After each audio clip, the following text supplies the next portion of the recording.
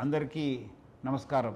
అందరు కూడా తెలుసు, సమ్మర్ హాలిడేస్ స్టార్ట్ అవుతుంది, పిల్లలకి స్కూల్ ఎగ్జామ్స్ కూడా అయిపోతున్నాం.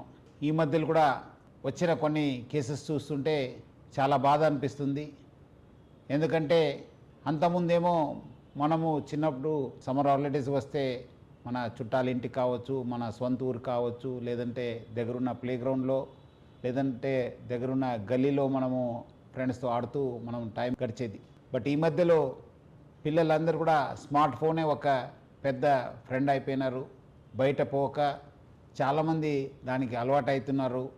అట్లానే ఇద్దరు పేరెంట్స్ కూడా బిజీ కావడము, పిల్లలతోని టైం గడపకపోవడము, దానివల్ల కూడా వాళ్ళు స్మార్ట్ ఫోన్కి అట్రాక్ట్ కావడం జరుగుతుంది.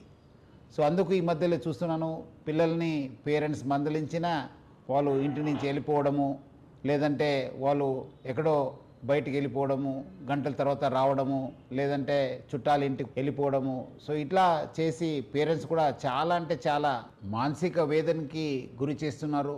ఇంకా మనకు 10th ఎగ్జామ్ అవుతున్నాం, ప్లస్ అట్లానే కొంతమంది 9th ఎగ్జామ్ అయిన తర్వాత కూడా కొంత ఆడపిల్లలు మగపిల్లలు కూడా కొంచెం మిస్ కావడము, లేదంటే ఎక్కడో వెళ్ళిపోవడము, లేదంటే కొంతమంది ఎగ్జామ్ బాగా రాయలేదన్నది అనుకోవడము, లేదంటే వేరే వాళ్ళు ఎవరో తెలిసిన ఫ్రెండ్, లేదంటే సామాజిక తాణాలు వచ్చిన ఫ్రెండ్తో వెళ్ళిపోవడము, ఇలాంటి కేసెస్ కూడా గతంలో మనము రిపోర్ట్ కావడం చూశాను.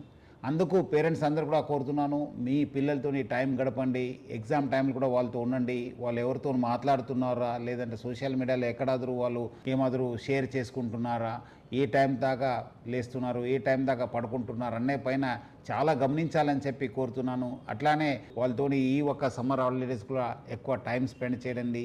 ఎందుకంటే వాళ్ళంతా మళ్ళీ మీరు ఎక్కడ పోకపోతే వాళ్ళు మీరు ఉద్యోగం వెళ్ళినప్పుడు వాళ్ళకి ఎవరు లేకుంటే సమయంలో వాళ్ళు మళ్ళీ స్మార్ట్ ఫోన్కు లేదంటే టీవీకి అలవాటయ్యే అవకాశం ఎక్కువ ఉంటుంది. కొంతమంది గవర్నమెంట్ స్కూల్ పిల్లలతో నేను టైం స్పెండ్ చేసినప్పుడు కూడా నేను అడుగుతున్నాను, వాళ్ళు చాలామంది ఈ రీల్స్కి లేదంటే వాళ్ళు ఏదో కామెడీ షోకి అలవాటు అవుతున్నారని చెప్పి తెలిసింది.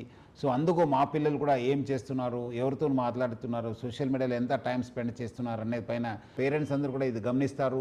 వాళ్ళు కూడా పిల్లల్ని బాగా చూసుకుంటారు, అందరూ కూడా సురక్షితంగా ఉంటారని చెప్పి ఆశిస్తూ సెలవు తీసుకుంటాం. Thank you. జై హింద్.